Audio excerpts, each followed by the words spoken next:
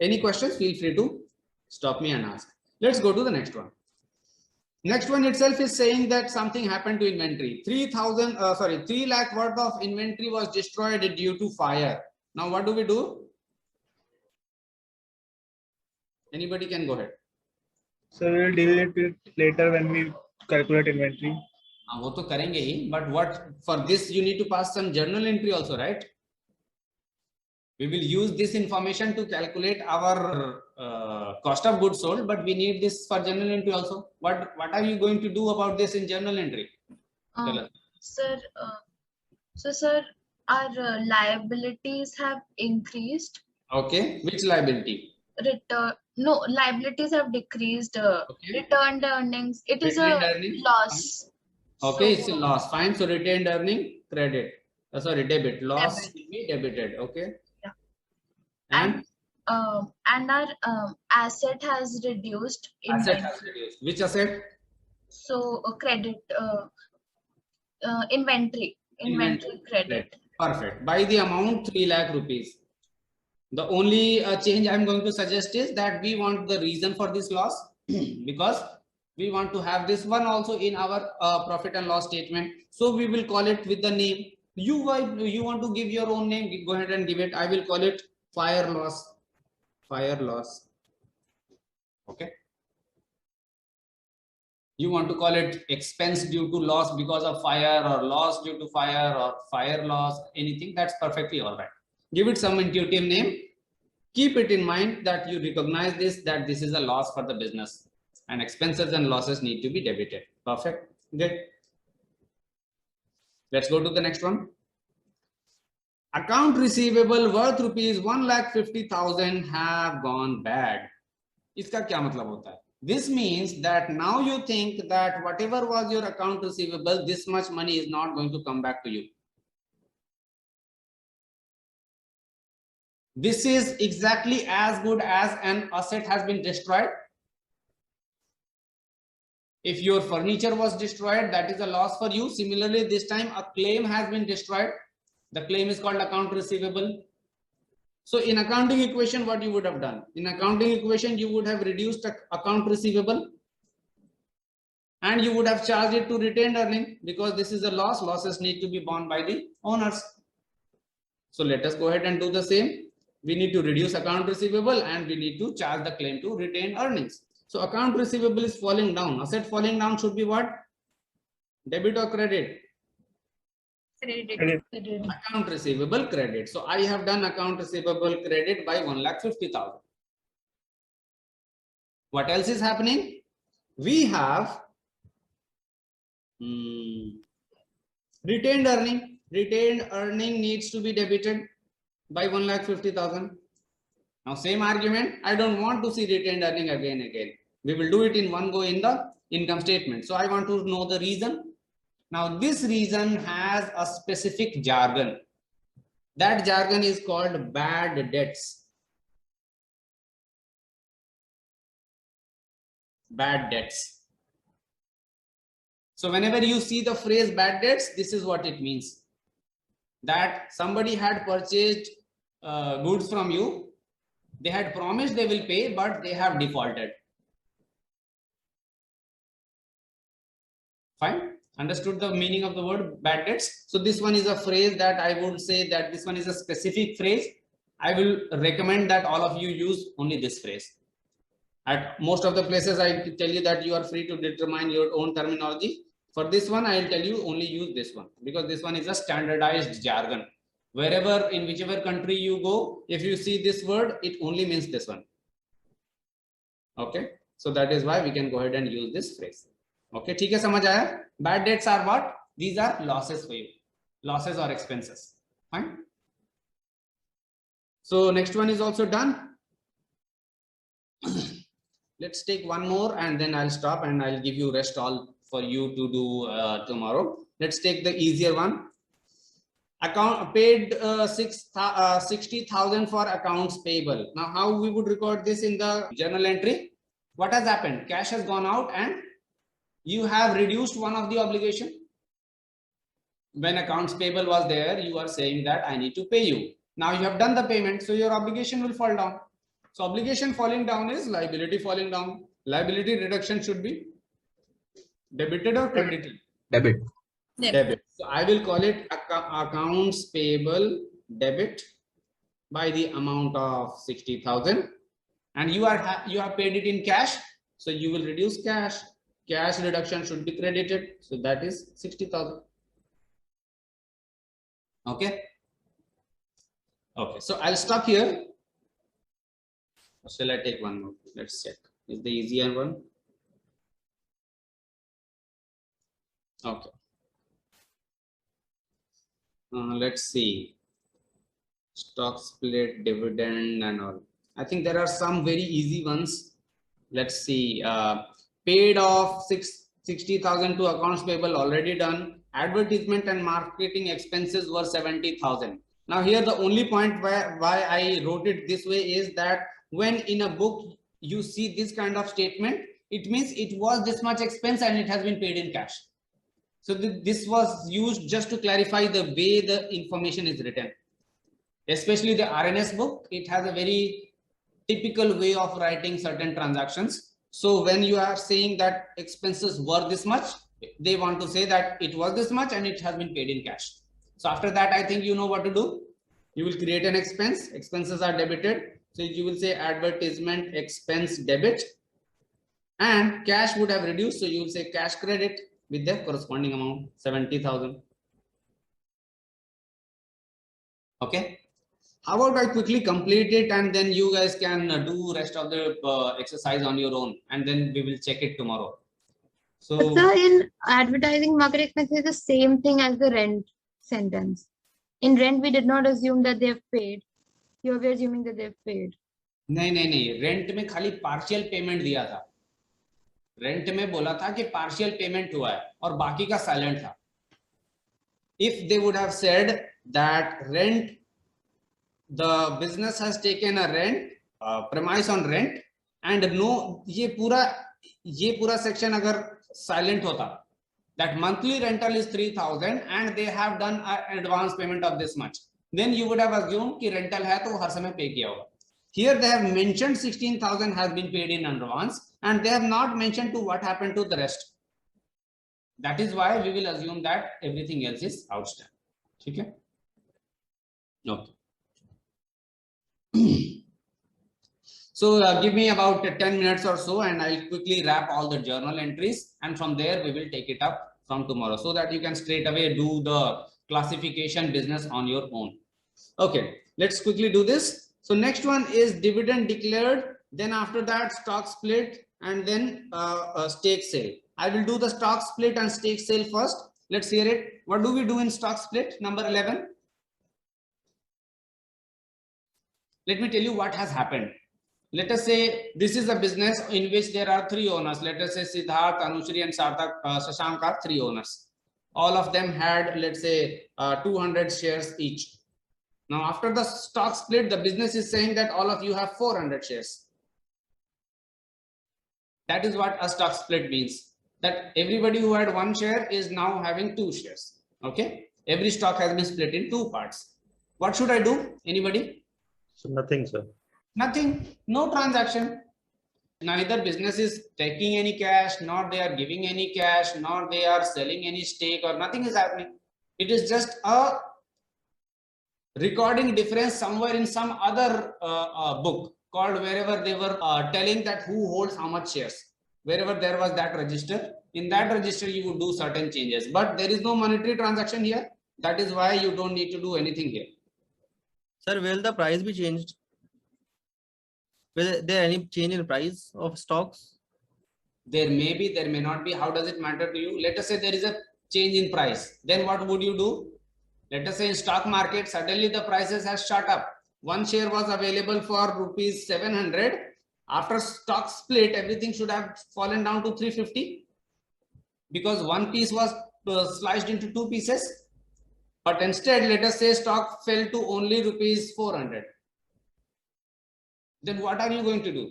Is the question clear? What is he asking? Any opinion? What do you do?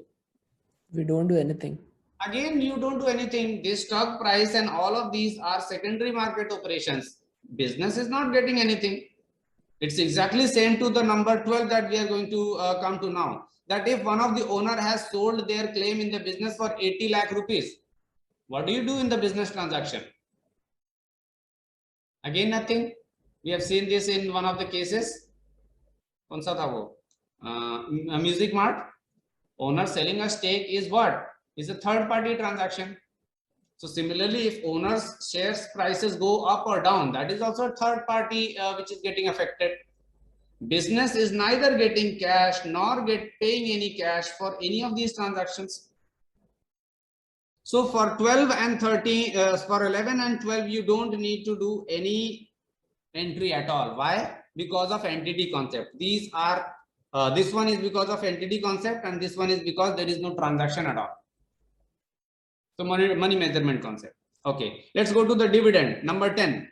Number 10 says that dividend has been declared 3 lakh rupees, of which 2 lakh has been paid. Did I assume 2 lakh has been paid? 1 lakh. Okay, let's say 1 lakh has been paid and 2 lakh is outstanding. Then what do you do? How you would have done this in accounting equation? Accounting equation में क्या करते कोई बताएगा मुझे? Sir, dividend giving is basically giving out the profits. So from the retained earnings, you will subtract the, it will subtract 1 lakh. Okay. Then there is retained earnings. I would subtract how much? 1 lakh. 1 lakh. Okay. And in the cash also, you will subtract 1 lakh. Cash 1 lakh. Okay. Sorry, in the retained earnings, you will subtract 3 lakhs. Okay. And then you will be writing outstanding payment as 2 lakhs. Yes, outstanding dividend as 2 lakh rupees. That's all we will do. Basically, you have declared dividend means what? You are saying that now I am committing to pay 3 lakh to you. That's what the word declaring dividend means. That before I had declared a dividend, there was no compulsion for me to give any money back to the owners. But after I have declared the dividend, I am committing on myself that it is compulsory for me to give you all 3 lakh rupees. After you have done that, you need to reduce owner's claim. Why? Because it is from the profit that you reduce the dividend from past profit. In fact, that is the reason why this is not called earnings, but rather it is called retained earnings. Why? Because it is after declaring the dividend, what profit is still there in the business, left there in the business. So whatever was the profit, of which 3 lakh is being withdrawn, of which 1 lakh you are paying in cash and 2 lakh you are creating a new obligation called outstanding dividend. Now this also need to be paid to the owners, but this is mandatory now. That is why we are creating a separate head and writing it separately. Okay? So let us incorporate this. This is a liability, this is a liability, this is an asset. One asset is falling down. Which one? Called cash. So cash reduction is called credit by 1 lakh rupees. A liability is falling down by 3 lakh rupees. Which liability? Retained earnings. So I will call it retained earning debit by 3 lakh rupees. Now you have a new obligation created called outstanding dividend. So let us create a new obligation called outstanding dividend and make it by 2 lakh rupees. So I will create a new obligation called outstanding dividend credit 2 lakh rupees. So dividend is not an expense, it's just directly cut from retained earnings. Yes.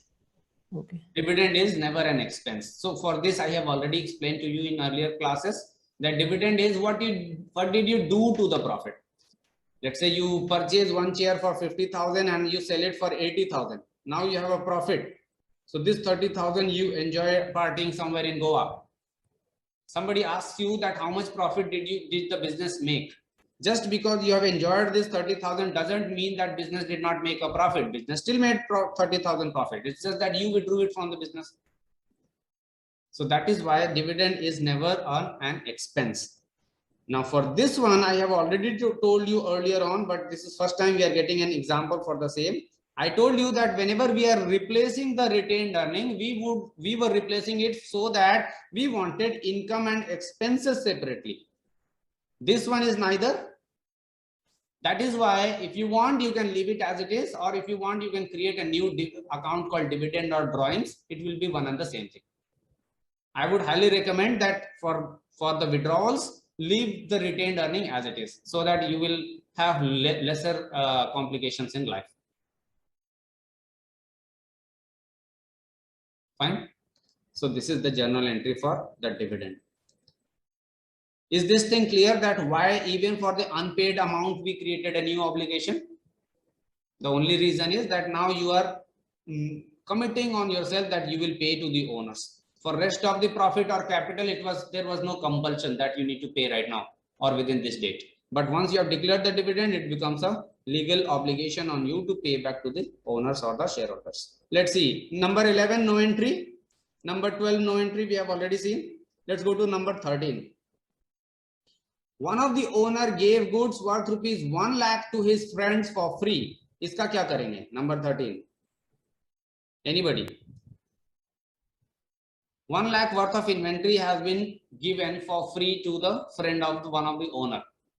Reduction in inventory and reduction in retained earnings. Yes. Reduction in, this is like a withdrawal. This is like a drawing. That owner is withdrawing certain assets from the business. अब वो friend को दे, चाहे खुद रखे, चाहे किसी को दे, whatever may be the case. The fact of the matter is that one of the owner has withdrawn certain resources. That is why its treatment will be exactly same as that of the drawings. So we will call it retained earnings debit by 1 lakh rupees and inventory credit by 1 lakh rupees. This one is representing the fact that owner's claim has fallen down, and this one is representing the fact that inventory has fallen down.